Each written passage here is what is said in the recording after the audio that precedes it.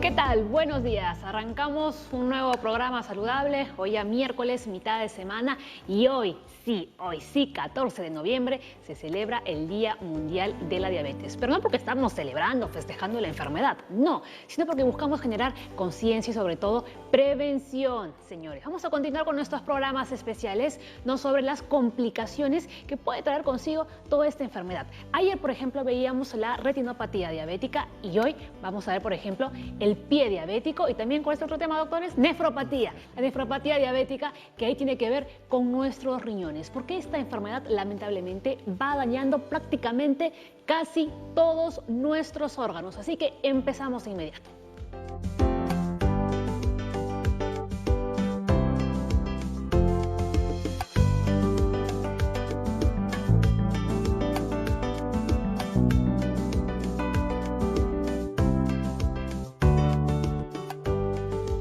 Muy bien, y conozcamos a nuestros invitados el día de hoy. Está el doctor Cristian León, nefrólogo del Hospital Cayetano Heredia, también el endocrinólogo y presidente de la Asociación de Diabetes del Perú, el doctor Jorge Calderón, y también la médica internista Judith Quispe y presidenta de la Alianza para el Salvataje del Pie Diabético, aquí en el Perú. Muy buenos días. Dos complicaciones las que vamos a ver el día de hoy, muy importantes.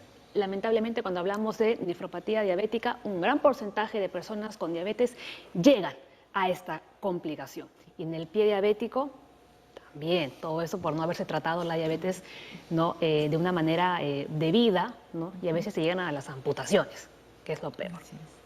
Bienvenidos. Bueno, el tema de la nefropatía diabética, como comentábamos con los colegas, definitivamente es una de las complicaciones más catastróficas que tiene la diabetes, no solamente por su impacto en la calidad de vida del paciente, sino también por el alto costo y sobre todo por el riesgo de mortalidad. Exacto. O sea, un paciente diabético que desarrolla nefropatía diabética puede efectivamente desarrollar la forma evolutiva de la insuficiencia renal y llegar finalmente a diálisis con todo el impacto que eso genera sobre su salud, sobre la vida, no solamente del paciente, sino también de los familiares, ¿no? Y ya en un caso todavía más complicado, a un trasplante de riñón, que es mucho más difícil. Y es mucho más difícil porque, y podemos comentarlo luego al respecto, el diabético termina teniendo no solamente complicaciones renales, sino también complicaciones en otros órganos, desde el sistema cardiovascular, el sistema nervioso central, el sistema vascular periférico, lo que lo vuelve un mal candidato para trasplante renal, si es que ya tiene esas otras complicaciones, ¿no? ¿no? Y todo esto, doctores, porque el paciente no se trató adecuadamente, no tomó las medidas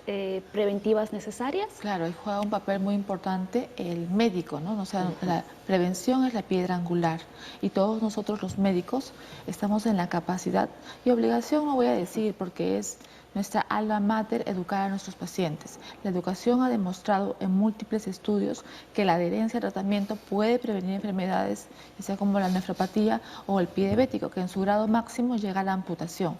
El paciente no tiene por qué llegar a amputarse. Esa no es la historia natural de un paciente diabético. Esto puede ser prevenible con cierta educación que nosotros los médicos debemos de darle. Así es, ¿no? Doctor Calderón. La diabetes es una enfermedad que está avanzando muy rápido en el mundo. En los últimos 20 años el número de diabéticos se ha duplicado y probablemente se triplique en los próximos 20 años si es que no hacemos algo. Si es que la gente no toma conciencia de que debe tener una alimentación saludable, de que tiene que hacer actividad física. Y si una persona es diabético, tiene que saber que si controla su glucosa, controla su presión, controla sus lípidos, chequea su riñón, chequea sus pies y sus ojos, es muy probable que viva tanto o mejor que un paciente no diabético. Exacto. Y hay estudios que han demostrado que si un paciente sabe sobre su autocuidado y se controla su glucosa, presión y colesterol, esa persona vive tan bien o más que otra persona. Entonces hay que tener conciencia de que la diabetes sí es una enfermedad que puede afectar al ojo, al riñón, al pie, pero también es tratable y prevenible. Y aquí en Junta Médica durante todo el programa les vamos a dar un montón de recomendaciones, ¿no? Por ejemplo, cómo debe ser su alimentación, cuáles son los platos que ustedes deben ingerir, ¿no? Por ejemplo, y también cómo deben cuidar sus pies, que como decía la doctora, prácticamente ni los miramos. Sí. Ahí juega un rol muy importante el colega, y lo voy a decir así en palabras sencillas. les da asco quitar las medias al paciente. Yo no voy a decir a todos los colegas, pero debemos de partir que la responsabilidad es de nosotros.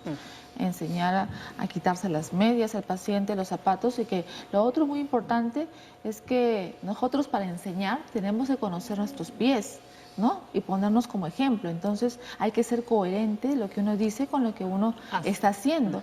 Y en una charla que di en una reunión había un buen número de pacientes y colegas médicos y les pregunté, ¿quiénes de los acá presentes saben qué tipo de pie tienen? ¿No? Porque egipcio, griego, romano, y nadie levantó la mano. Entonces yo hice la siguiente pregunta, ¿cómo vamos a enseñar al paciente a cuidar los pies si nosotros mismos no conocemos qué tipo de pie tenemos? Es sencillo, lo que pasa es que de ahí falta la concientización también por el médico, o sea, la inercia médica. Hay estudios, hay trials, todo tipo de evidencia, pero hay que ponerlo en práctica. Y el término de inercia médica es lo que nosotros y cada uno de nosotros debemos apuntar para trabajar y concientizar al paciente. Muy bien, ¿no? Así que estén atentos porque durante todo el programa les vamos a estar dando muchísimos consejos que les van a venir muy bien. Así que nada, a sacar cuaderno y lapicero para que vayan tomando nota de todos. A ver, más cosas. La diabetes puede presentar diversas complicaciones, entre ellas la nefropatía. El daño en los riñones suele comenzar años antes de la aparición del primer síntoma de enfermedad renal. La diabetes también puede afectar los nervios de la piel, influyendo en la sensibilidad de los pies y favoreciendo la aparición de heridas e infecciones. El llamado pie diabético podría terminar, atención, en gangrena y también en una amputación. Es fundamental no interrumpir el tratamiento para la diabetes y llevar un estricto régimen de alimentos para evitar retrasar o disminuir el daño a los demás órganos. Y como les decía, aquí les vamos a brindar varias claves, ¿no?, para que ustedes sepan cómo elaborar un plato saludable, sobre todo los que tienen diabetes y en general también, ¿no, doctores? Muy bien. Vamos con este dato porque hay mucha información que dar el día de hoy, así que vamos a ir avanzando rápidamente. Cuando la glucosa se mantiene alta durante mucho tiempo, los vasos sanguíneos se estrechan. Como consecuencia, disminuye el aporte sanguíneo a muchas zonas del organismo, entre ellas nuestro sistema renal. Sistema los urinario. riñones. Claro, la diabetes y sus complicaciones vienen básicamente por el tema de la enfermedad vascular, y es una enfermedad vascular de vasos pequeños. De hecho, que los órganos que más se afectan son los órganos que dependen del flujo sanguíneo microvascular, como son los ojos, el corazón y el riñón. Entonces, cuando la diabetes está mal controlada y sobre todo cuando ya tiene un tiempo de haberse instalado y esta no se controla adecuadamente, ya sea con las medidas higiénico-dietéticas o farmacológicamente, entonces los riñones empiezan lenta y paulatinamente a deteriorarse. Y una de las manifestaciones sentidas de enfermedad renal más frecuente y que los pacientes pueden reconocer, como bien decía la doctora, ¿no? Hay que saber mirarse los pies, hay que saberse reconocer que algo no anda bien. Lo que uno puede visiblemente ver en un paciente diabético que está empezando a tener problemas en los riñones es la orina, ¿no? Y la orina cambia de aspecto.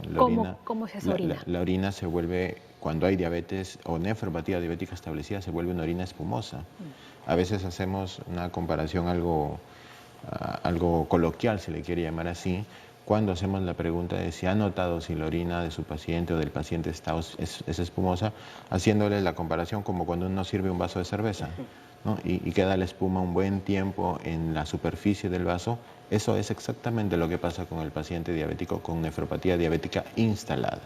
Es decir, el paciente orina, hace una orina marcada, visiblemente espumosa, y esta orina espumosa no desaparece en el lapso de 1, 2 o 3 minutos. Entonces, la vasculopatía de vasos pequeños en el riñón es lo que condiciona el daño renal en la diabetes y que uno puede manifestarla a través de la pérdida de proteínas, y la pérdida de proteínas, a veces en pequeñas, medianas o grandes cantidades, se puede apreciar finalmente en la orina a través de una orina espumosa, ¿no? Claro, ¿no? Muchas personas no le dan la importancia de vida incluso a los riñones y al funcionamiento. Así es. ¿No? Que son los encargados de alguna forma de sintetizar, ¿no?, la proteína, ¿puede ser? Ajá. Bueno, en realidad, como alguna vez conversamos en otra oportunidad, el problema con los riñones es que casi nunca da síntomas sentidos hasta que la enfermedad renal está bastante bien avanzada. Entonces, cuando ya ven, por ejemplo, esta orina espumosa, el asunto ya está bastante avanzado. Por avanzado supuesto. y está complicado. Ya hay daño renal, ya hay nefropatía diabética. Lo ideal, como bien han dicho los colegas, es que si la persona sigue un régimen muy estricto en su control metabólico,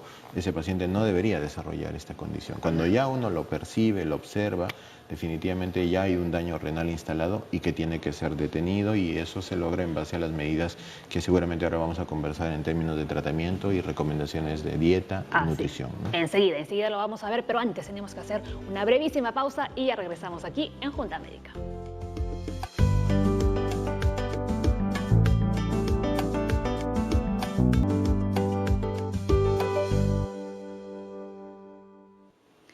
Muy bien, continuamos. En el primer bloque, ¿no?, el doctor León nos estaba contando un poco de qué forma se van o cómo es que se van dañando nuestros riñones, ¿no?, cuando la diabetes no está controlada. Pero vamos a hacer un poquito, ¿no?, de retroceder hacia atrás, ¿no?, para explicar cómo es que uno llega a esta enfermedad. ¿Por qué se produce esta enfermedad? ¿Cuáles son las causas?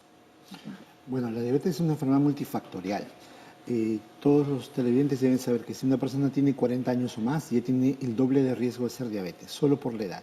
Si tiene un familiar directo, papá, mamá, hermano, hijo con diabetes, también su riesgo se incrementa. El sobrepeso duplica el riesgo de diabetes, la obesidad triplica el riesgo. Entonces, si tiene en conjunto obesidad, familia con diabetes y además ha tenido por ahí una glucosa alta por encima de 100, ya está cantado que tiene un alto riesgo de desarrollar diabetes.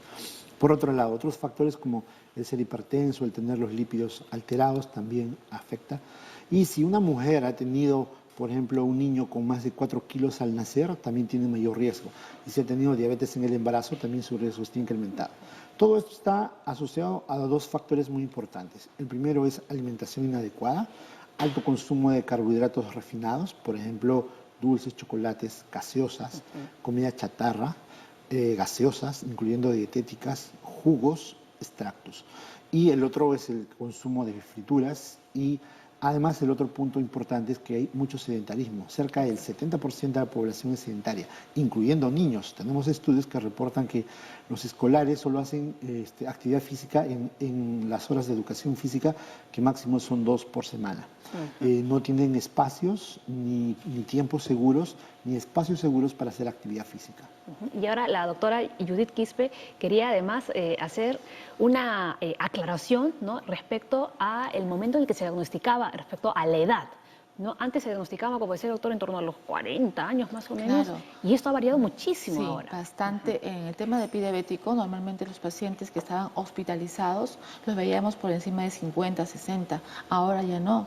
Pacientes muy jóvenes, 30, 35 años, ya están con una lesión en el pie diabético, ¿no? Y los pacientes diabéticos tienen el regalo, algunos de ellos adolecen del regalo más grande que nos ha dado Dios, que es el dolor. Muchos de nosotros acudimos al hospital, a la clínica, porque nos duele algo, sea que nos duele el abdomen, sea que nos duele la cabeza, pero como no sienten dolor por el tema de la neuropatía, dejan que esta lesión vaya incrementando progresivamente, ¿no? La otra parte es que, según el estudio PeruDiab, el 7% de la población tiene diabetes, y este 25% de diabéticos podría ser en algún momento de su vida diabetes. Esos son estudios a nivel mundial, y cada 20 segundos se amputa una extremidad en el mundo a causa de la diabetes, ¿no? Y lo que sí debemos sensibilizar a todos los pacientes es que cuando vean un pellejito, porque le dicen un gallito, ¿no? O sea, lo toman de una forma muy simplista, no acuden, pero debajo del callo hay una gran úlcera que puede estar comprometiendo incluso el tejido óseo, y como el paciente diabético tiene el sistema inmunológico disminuido, esta infección va a incrementarse progresivamente, o sea, no lo comparándolo con una persona que no tenga el sistema inmunológico alterado. Son condiciones que el paciente diabético debe de saber. Para que quede claro, ¿no?, por ejemplo, alguien que tiene pie diabético o un paciente con un pie diabético puede pisar incluso un clavo y no se da ni cuenta, ¿no? Para que vean ustedes el grado, ¿no?, que tienen no tienen sensibilidad casi nada. Claro, Incluso en la playa, la arena puede estar de hirviendo contra caliente y no se dan cuenta, o pueden estar de repente ellos, me refiero yo a la costa de nuestro país norte, donde las playas están ahí y usan el tipo de calzado también es adecuado. Tampoco hay instrucción sobre qué tipo de zapato debe de usar el paciente, ¿no? Y el zapato debe ser con características que sean cómodas, sin tacones. Exacto. Más adelante nos puede explicar con mayor precisión. Claro, gracias. Muy bien. A ver, vamos a ver primero a Aura, ¿no? En su ruta de la salud, a ver qué nos ha presentado, qué nos va a presentar y enseguida lo vamos a seguir comentando con los doctores aquí en la mesa. Hola, esta ruta de la salud nos ha vuelto a poner aquí, en el Hospital 2 de Mayo, porque vamos a conocer un poco sobre el diagnóstico y tratamientos de la nefropatía diabética. Así que el área de nefrología nos espera. Vamos.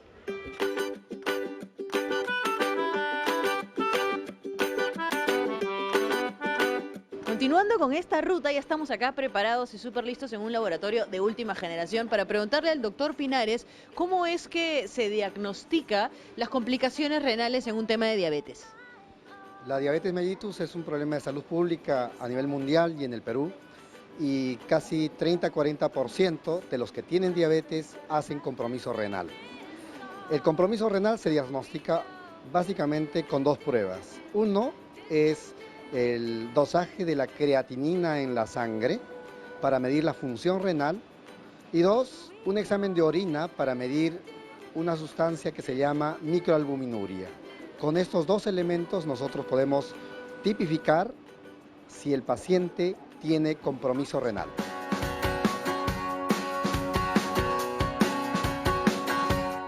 Como nos gusta saber cómo es que suceden las cosas, estamos con la doctora Soto, que nos va a contar rápidamente cuál es el proceso de la prueba de la creatinina sérica. Sí, una vez que la muestra ha sido obtenida de los pacientes, las muestras son traídas a esta área, que es nuestra área de centrifugación. Estas son las muestras que se han obtenido de los pacientes. Como vemos, tenemos la sangre total que se ha extraído del paciente. Nosotros trabajamos la creatinina sérica del suero. Entonces, para esto, esta muestra tenemos que centrifugarla y lo centrifugamos en estos equipos que nosotros tenemos. Una vez que nosotros centrifugamos, lo que vamos a obtener es esta muestra, ¿no? Donde está separado el suero del paquete globular. Entonces, de este suerito es que vamos a proceder a trabajar la creatinina sérica. Y una vez que se ha obtenido el suero, ¿a dónde nos vamos? De aquí nos vamos a nuestra área de automatización, porque esta muestra va a ingresar en el equipo para que sea procesada. ¿Y en cuánto tiempo tenemos los resultados, doctora? Los resultados de una creatinina en el equipo que estamos trabajando actualmente salen aproximadamente en 3 minutos. 3 minutos, excelente.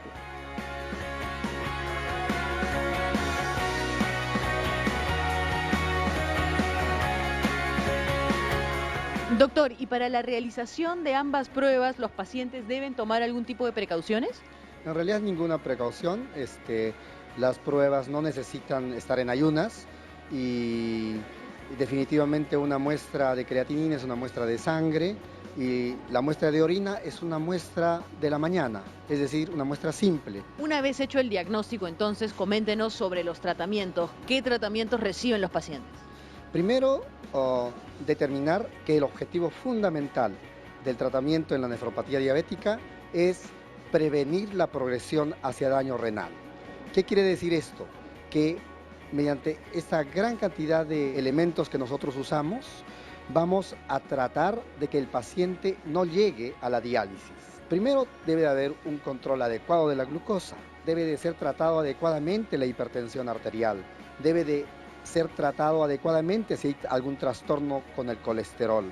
Y nosotros usamos una serie de sustancias que le llamamos antiproteinúricas para disminuir el daño renal. El control con la nutricionista, con el endocrinólogo y con su nefrólogo deben de ser periódicas. Excelente. Doctor Pinares, muchísimas gracias. Con esto terminamos nuestra ruta de la salud. Hemos conocido un poco más sobre los tratamientos y las pruebas que se realizan para evitar la nefropatía diabética. Así que, Paola, regresamos contigo al estudio y muchas gracias. Chau. Muy bien, Aura. Ahí veíamos entonces, ¿no?, que para el tratamiento se necesita de un equipo multidisciplinario, ¿no?, de especialistas de diversos campos, ¿no?, para que se pueda tratar esta enfermedad y luego también la nefropatía diabética. Vamos con más cosas. A ver, hablando sobre este tema. La nefropatía diabética se presenta en 5 fases. El daño renal puede comenzar de 5 a 10 años antes del inicio de los síntomas.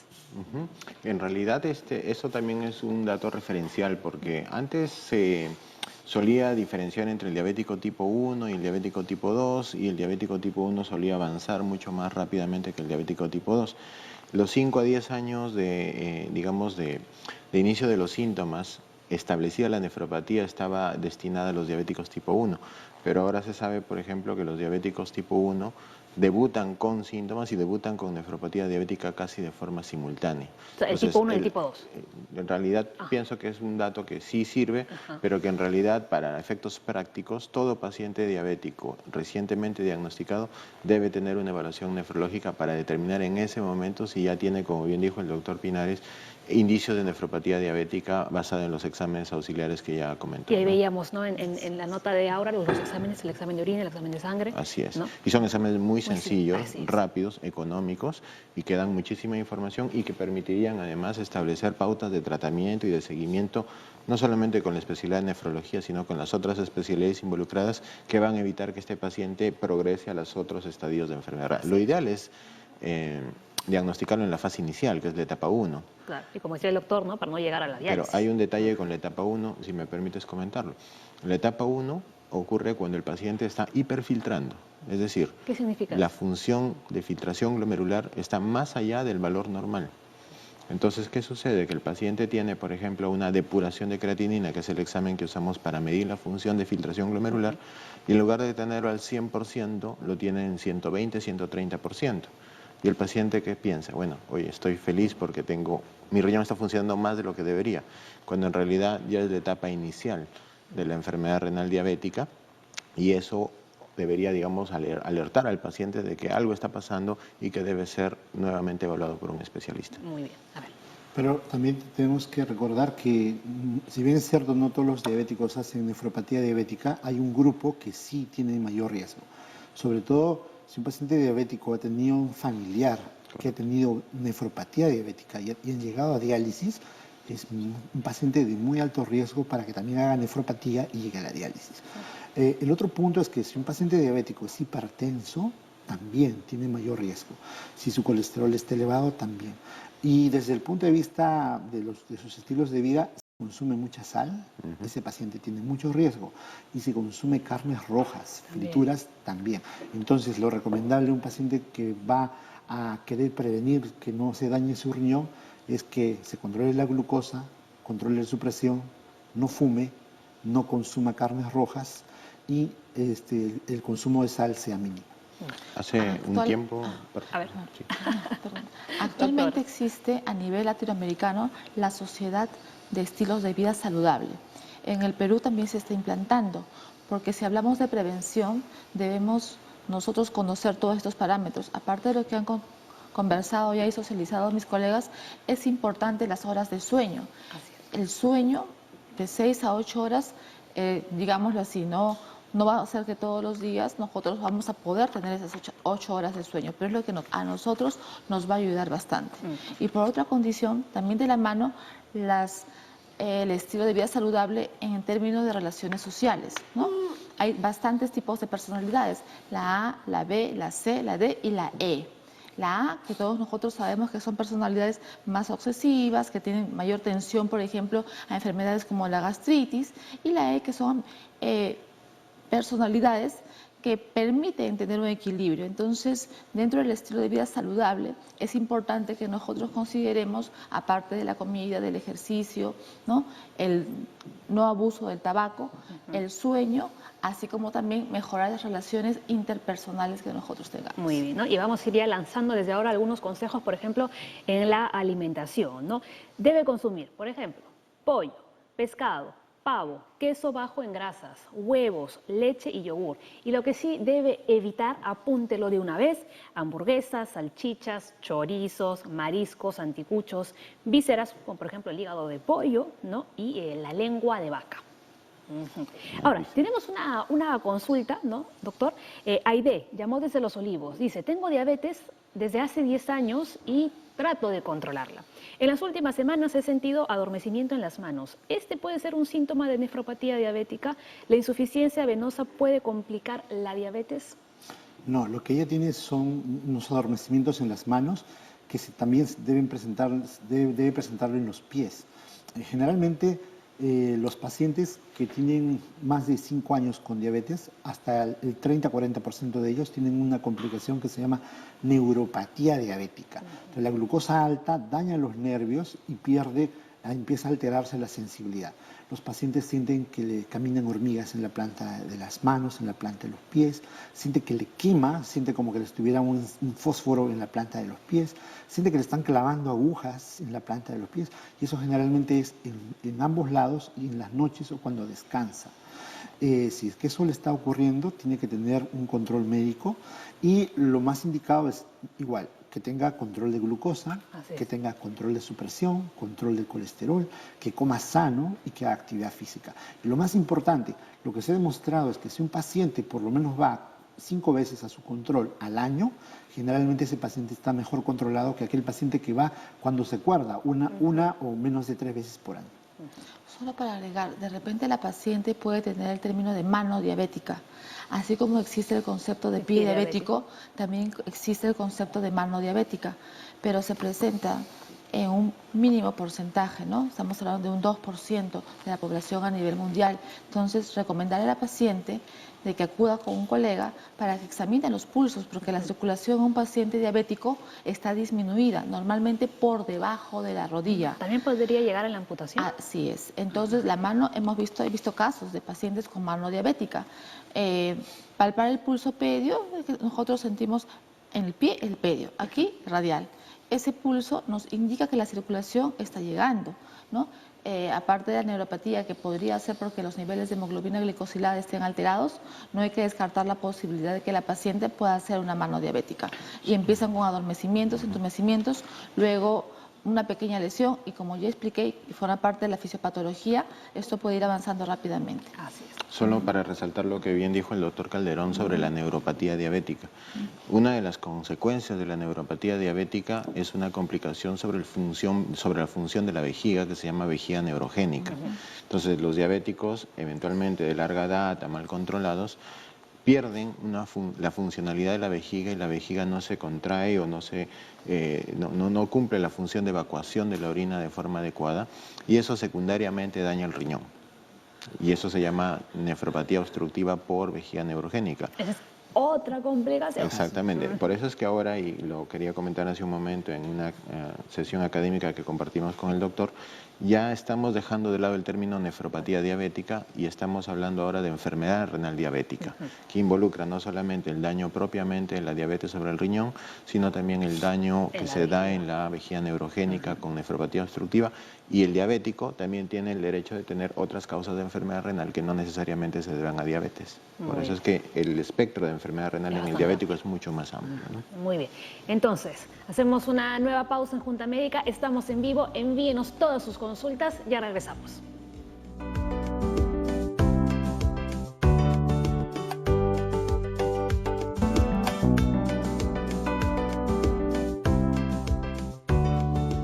Bien, continuamos hablando de la diabetes, de la enfermedad renal diabética y del pie diabético. Y rapidito, vuelvan a apuntar. Lo que deben consumir, por ejemplo, palta, aceitunas, aceite de oliva, aliño de bajas calorías.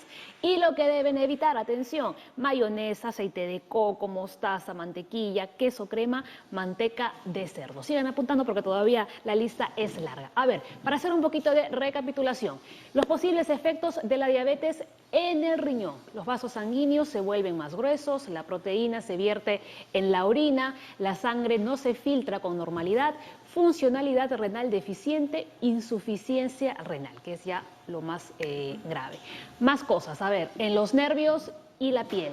Circulación sanguínea deficiente, lesiona los nervios, pérdida de sensibilidad, hormigueo y dolor en las manos y pies, formación de úlceras, de infecciones profundas, cicatrización deficiente, ¿no? Más o menos todo lo que hemos estado comentando durante el programa. Muy bien, hay algo importante que también querían comentar los doctores, y es que les estamos dando varios tips, varios consejos sobre lo que deben consumir y lo que deben evitar. Pero también hay que tener en cuenta la cantidad de estos alimentos, ¿no? Por ejemplo, en el caso de los que tienen nefropatía diabética, así es. Hay que aclarar ahí. Claro, ya el paciente con nefropatía diabética o con enfermedad renal diabética proteinúrica, como también la conocemos, donde el paciente empieza a perder cantidades importantes de proteínas, y eso es lo que condiciona el daño progresivo del riñón. Una de las recomendaciones que solemos dar es que, si bien tienen que consumir proteínas, tienen que consumirlas en cantidades medidas, apropiadas para su peso, que no generen mayor daño sobre el riñón. Y en promedio se sugiere que para pacientes que tienen nefropatía diabética con insuficiencia renal, la cantidad de proteínas promedio que deben consumir está alrededor de 0,8 a 1 gramo por kilo. ¿Eso qué quiere decir? Que para una persona de entre 60 a 70 kilos, la porción de carne, de pollo, pescado u otro tipo de proteínas apropiadas para él que debe consumir no debe exceder de 70 a 80 gramos por porción, ¿no? Interesante. A ver, más cosas. Dejamos de lado un ratito nomás el tema de la alimentación porque vamos a centrarnos, ¿no?, un poco más hablando del pie diabético. A ver, los diabéticos no llevan un peso equilibrado sobre los pies debido a su sensibilidad neurológica alterada. Ahora sí, doctora Judith. Gracias. Lo importante es que el pie nos permite a nosotros deambular, caminar y soporta nuestro peso. Entonces, en ese sentido va el tema de que el peso es un factor muy importante. Las medias que deben de usar deben ser de color blanco, sin elástico. ¿Por qué blanco? Porque el paciente no percibe si existe una lesión, pero si se saca la media y la ve que es con sangre o con secreción purulenta, va a ser un signo de alarma. Sin elástico. Los zapatos. Pero primero, antes de conocer los zapatos, debemos saber qué tipo de pie tiene. Si el primer dedo es el más grande, se denomina egipcio. Si el segundo dedo es el más grande, nosotros estamos hablando del pie griego. Y si tiene casi más o menos los 4 dedos la misma horizontalidad de un pie romano. En base a eso se le dice al paciente, señor, usted compre su zapato del dedo más largo que tenga 1.5 centímetros más. Ahí va la importancia de conocer qué tipo de pie tiene uno. El taco debe ser cuadrado, aproximadamente 4 centímetros. La punta debe ser redonda. Nosotras las damas usamos a veces un zapato en estilete, ¿no? Así es. Dígamelo a mí. Con un taco de 10, 11 que se nos ve súper regias. Pero, bueno, no somos diabéticas, ¿no? Más adelante esto podría condicionar los dedos en garra, ¿no? Y estos dedos en garra va a predisponer a que los pacientes hagan lesiones a nivel de estos deditos, ¿no? Son condiciones básicas, qué tipo de zapato, el tipo de media que debe de usar, no caminar sobre temperatura caliente, o de repente algunos que se quieren bañar en la ducha y colocan el agua caliente y tampoco van a poder percibir. Y lo más importante, la percepción diaria con un espejo, ¿no? El corte de las uñas. Ya son los pacientes de 60, 55, 60 años, muchos de ellos ya tienen alteración de la visión. Entonces, que lo hagan con el personal adecuado, competente, ¿no? Que son los parámetros fundamentales que ellos deben de tener. Actualmente, el pie diabético se compara con el cáncer.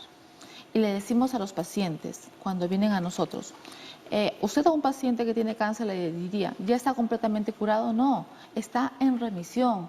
Es igual, porque actualmente la medicina del pie diabético va orientada a evitar la reincidencia, a evitar la reulceración del paciente, ¿no? Entonces, colocar los pies, por ejemplo, en una bandeja con agua caliente, eso está contraindicado. No, así es.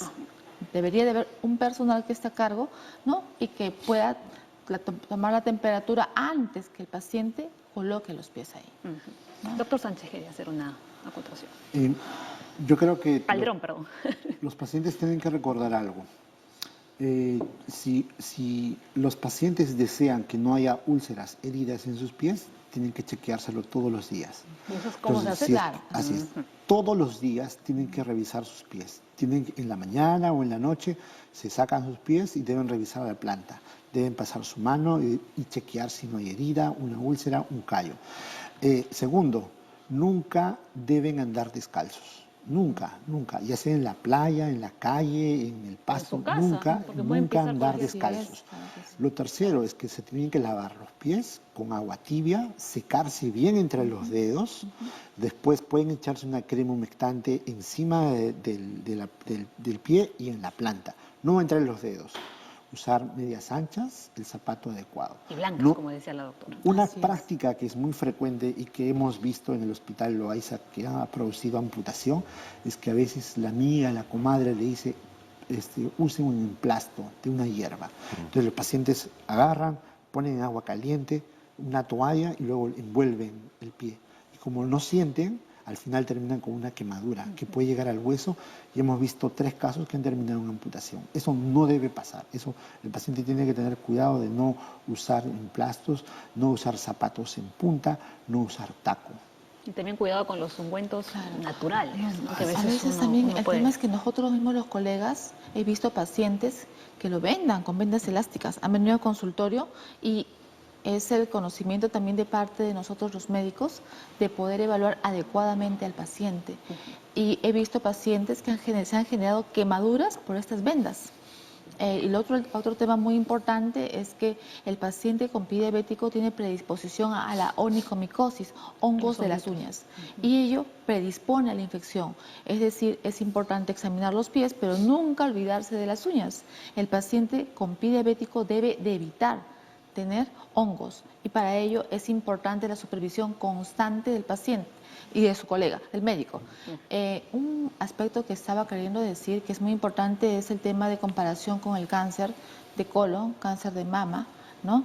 Es equipararlo. Y siempre nosotros en nuestro mensaje al paciente es decir, que evite la reulceración. Es decir, señor, su lesión ha cicatrizado, está bien, es correcto esto, pero tiene que cuidarse, es decir, tiene que venir a su consulta. Si nosotros usamos el término de cicatrización, vamos a hacerle pensar al paciente que todo está ok. Y no es así. La biomecánica del pie, el paciente con pie diabético tiene alteraciones propias, ¿no? Atrofia de interóseos, que son los dedos en garra, exposición de la cabeza de los metatarsianos, un pie equino. Y todas esas características van a hacer que el paciente diabético pueda predisponerse a una lesión. Y si ya tuvo una amputación menor, denominándose por debajo del tobillo, pues puede reincidir para otra amputación y actualmente estamos en ello. Un paciente que ya se amputó, por ejemplo, un dedo, debe evitarse que reulcere y para ello es importante el calzado. Muy bien. A ver, vamos con más consultas. A ver, Pamela Hernández dice, buenos días, mi madre es diabética y tiene tiempo con un callo en su pie, se lo lima y le vuelve a aparecer. ¿Qué le recomienda? La primera pregunta, y muy importante para esto, es ¿dónde está localizado el callo? Las lesiones que han determinado mayor gravedad a nivel de múltiples estudios son las que están en el retropié, en el talón. Pero lo más frecuente en los pacientes que tienen buena circulación son lesiones que tienen en los dedos o en la base de la región plantar a nivel de las cabezas de los metatarsianos. Lo que se recomendaría ahí es primero, 1 en 3 minutos puede examinar al paciente palpando el pulso primero. Eso es fundamental e importante. Si hay buena circulación, esto me va a indicar un buen pronóstico. En el caso del callo, uno le diría, señora, hay ácidos grasos que permiten la humectación respectiva, ¿no?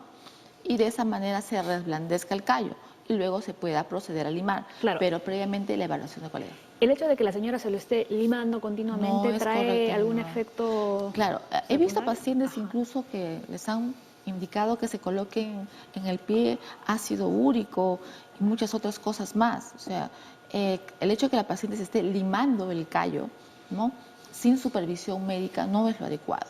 Debería de estar bajo supervisión médica. Nosotros, con la Asociación de Diabetes del Perú, ADIPER, hemos hecho un estudio en 10.000 pacientes diabéticos a nivel nacional que involucran centros, puestos de salud y hospitales.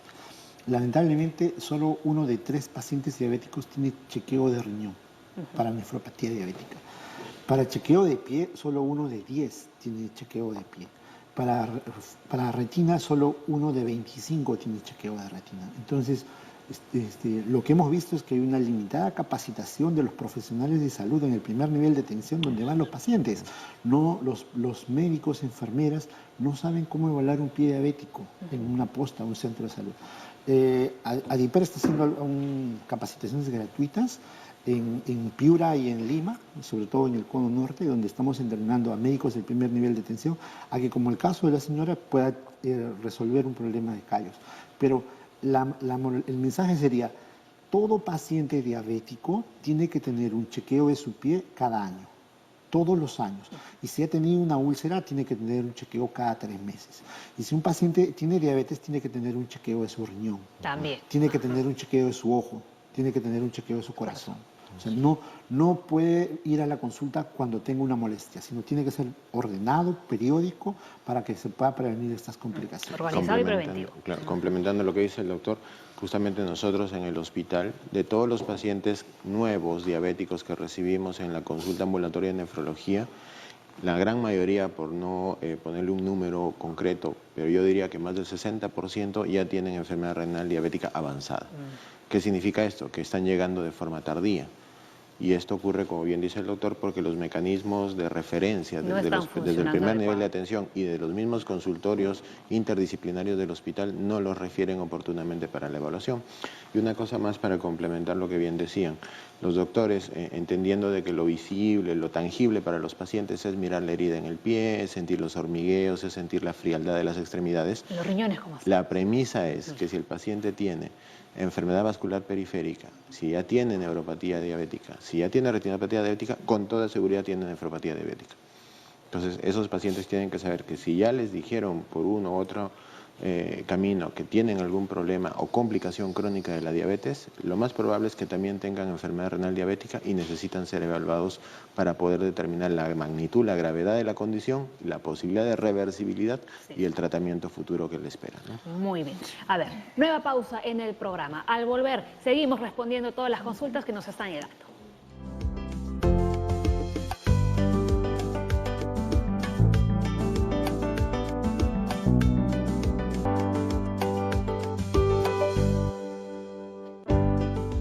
A ver, más consultas en las redes sociales. Lisette Morales hace la siguiente. A ver, ¿quién quiere leer la pregunta?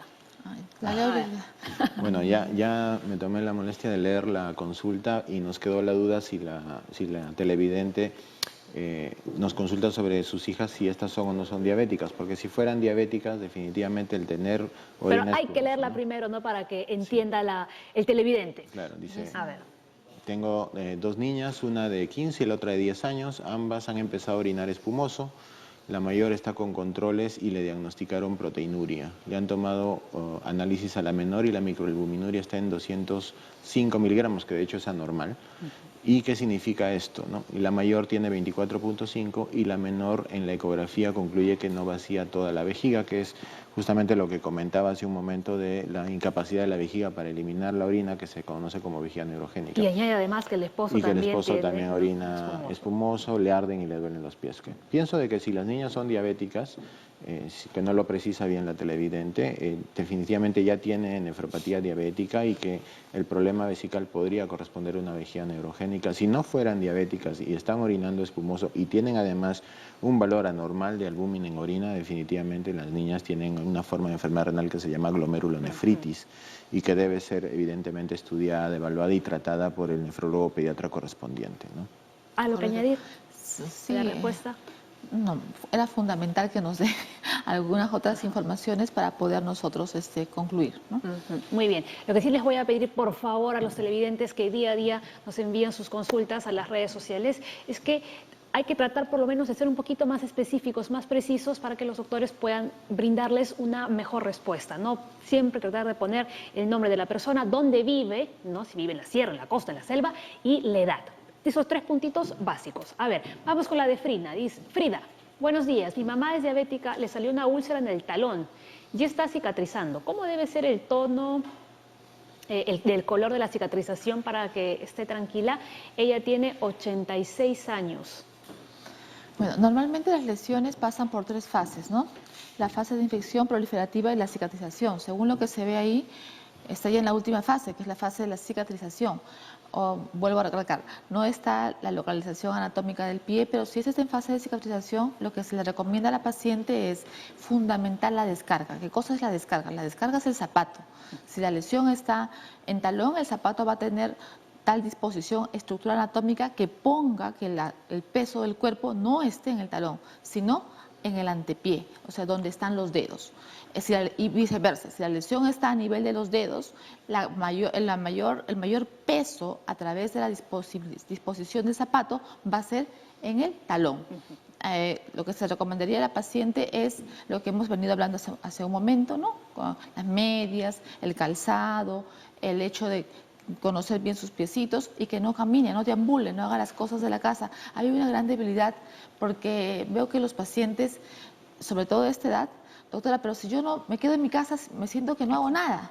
Yo no soy una inútil, doctora. Entonces ahí entra la relación con el paciente, cómo el médico puede llegar al paciente para explicarle, ¿no?, la importancia de que esta herida no solamente está cicatrizada y que ya está bien, sino que tiene que tener un cuidado más permanente y más constante. Vamos a ver a lo que quería el añadir. paciente mencionaba que tenía 84 años, ¿verdad? 86. Sí. 86. Probablemente ya no camine. Probablemente esté recostada, esté en cama y lo que tiene en el talón es una úlcera por presión, es una escara. No, entonces está cicatrizado. En todo caso, lo que debe hacer es movilizarla Cicatrizaciones. y que no esté presionando en la cama. O sea, el talón debe estar libre de presiones. Exacto. Eso mucho sucede cuando la aparición de las escaras, que la Así persona es. está en una misma posición. Eso ocurre sobre todo cuando los pacientes están hospitalizados. Ajá. Entonces, de repente no es por pie diabético, pero es diabetes. Y hacen lesiones a nivel de talón. Siempre una premisa fundamental es todo Bueno. paciente que esté hospitalizado o tenga mucho tiempo echado en cama, movilizarlo y que los pies queden sobre. Existen en los hospitales, ¿no?, dispositivos que permiten que los Queden talones libres. estén, claro, no en contacto con la cama, ¿no? Y lo otro es que sí he visto pacientes de 86, 84 años, justamente ayer en la consulta, recontra hiperactivos, 90 años, sinceramente. O sea, Encontramos de los eso dos, sí, ¿no? encontramos Hay de todo. pacientes que ya, Sí, digamos, tienen una vida poco activa, mientras que otros Sí, todo es lo importante. contrario. No, más consultas. Charo Ceballos dice, buenos días, soy paciente con diabetes e hipotiroidismo. ¿Cómo controlar esto? ¿Qué tratamiento debo seguir? La diabetes y el hipotiroidismo coexisten. Hemos hecho algunos estudios en nuestro hospital y hemos encontrado que más o menos 10% de los diabéticos son hipotiroideos. Y al revés, muchos hipotiroideos también tienen diabetes, porque el hipotiroidismo va asociado a incremento de peso, va asociado a elevación de los lípidos y eso conlleva a sobrepeso, obesidad y también aparece la diabetes. Tiene que tener un tratamiento regular de su hipotiroidismo. Tiene que tomar su tratamiento con levotiroxina, controles regulares de hormona tiroidea, de su TSH, y también tiene que tener un chequeo y control de su diabetes. Ambos se pueden tratar de forma adecuada con el endocrinólogo. Tiene que tener una dieta, una alimentación saludable, actividad física regular, 30 minutos de caminatas todos los días. Tiene que ir a sus chequeos regulares, chequearse la glucosa, la hemoglobina glicosilada, su perfil de lípidos, chequearse una microalbuminuria, una creatinina y lo que hemos mencionado, ¿no? Chequeo de pie, chequeo de riñón, chequeo de ojo. Ya sabes, Charo, tienes una lista larga para cumplir. Sí, de repente, para hablar de la coherencia, nosotros como asociación, que es la Alianza para el Salvataje de Pie Diabético Perú, hemos organizado el día de hoy un taller para educar a los pacientes y familiares, porque no solamente el paciente es el que está involucrado. El entorno. Es el entorno familiar. Entonces, todos ellos, el día de hoy pueden venir a las 5:30 de la tarde a nuestro taller que se va a hacer en la avenida Máximo Abril 524. Perfecto. Están todos invitados y después también vamos a hacer otra invitación para otra charla. A ver, rapidito, el pie diabético, algunos cuidados que deben tener. La doctora y los doctores ya nos han estado también dando varias recomendaciones, ¿no? Inspeccionar los pies a diario, usar un lubricante para la piel seca, cortar las uñas en forma recta, no usar medias con elásticos estrechos y de que sean de color blanco, acuérdense. Llevar calzado que deje espacio amplio para los dedos, no usar calzado abierto ni caminar descalzo, ni siquiera en la casa, tengan muchísimo cuidado, ¿no? Muy bien, ya para ir concluyendo con nuestro programa, yo les voy a seguir dando, ¿no?, los tips de la alimentación, qué es lo que deben consumir las personas con diabetes: papa, menestras, quinoa, medio choclo, ¿no?, fideos y arroz. Y lo que deben evitar a toda costa: chocolate, las tortas, las gaseosas, los alfajores, los dulces, los picarones, que tanto nos gustan. Muy bien, a ver, doctor, ¿usted quería comentar que había una charla? Así es, efectivamente. La Asociación de Diabetes del Perú tenemos un evento el día sábado, empieza a las 8 de la mañana en el Campo Marte, en la concha acústica del Campo Marte. Es un evento donde vamos a tener 20 módulos de educación para pacientes. Vamos a educar sobre lo que es el pie, sobre cómo cuidar el riñón, cómo cuidar el corazón, cómo chequearte el ojo. Vamos a tener 25 podólogos que van a hacer un chequeo gratuito para los pacientes. O sea, se van a hacer despistajes. Vamos a hacer despistajes de glucosa y también los clubes de diabetes van a hacer un evento en el cual, para promover la actividad física, van a hacer números artísticos. La invitación es para todos los asistentes, en especial a los pacientes diabéticos, sus familiares. El ingreso es totalmente gratuito. Importante, no se lo pueden perder. A ver, doctor. Bueno, yo quisiera darle el mensaje a los televidentes de que nosotros, los nefrólogos, lidiamos todos los días con la insuficiencia renal terminal, con la diálisis, que es uno de los tratamientos más temidos para la población, y que el mayor porcentaje de pacientes en este tipo de terapias son diabéticos. Y la diabetes, y como dicen los colegas también, es una enfermedad prevenible, es una enfermedad que puede ser adecuadamente controlada y podríamos disminuir la carga de enfermedad renal terminal si podemos ayudar a que nuestros pacientes diabéticos estén mejor controlados, estén mejor tratados y puedan reducir las complicaciones que a la larga, repito, como alguien bien comentó, no es una enfermedad de la persona, es una enfermedad de la familia, porque las costumbres dietéticas y los malos hábitos dietéticos no son a veces individuales, sino son de todo el entorno familiar, ¿no? Entonces, añado ahí, doctor, mejor informados también. Así es. Ajá. A ver, doctora, ¿algo ya para finalizar? Sí, decir que el pie diabético es una epidemia silenciosa y que todo paciente que presente una lesión en el pie debe ser considerado una emergencia. Ojo, no estoy diciendo que la doctora Quispe dice que todo el callo me ve corriendo a emergencia y me tiene que atender en este momento. Yo misma colapsaría en mi hospital. Lo que yo quiero decir es que es importante la sensibilización del paciente y del médico. Lo que ocurre es que muchas veces van y ven un simple callo y lo minimizan, ¿no? Y cuando ya regresa en otras condiciones en las cuales el paciente muchas veces tiene que llegar a la amputación. Sensibilizar, ¿no? Y evitar la inercia médica. Muy bien. El mensaje ha quedado bastante claro. Más bien, muchísimas gracias a ustedes, ¿no? Por ayudarnos a difundir esto. Muy bien, mañana, 9 en punto, nos reencontramos. Ya lo saben. Chao.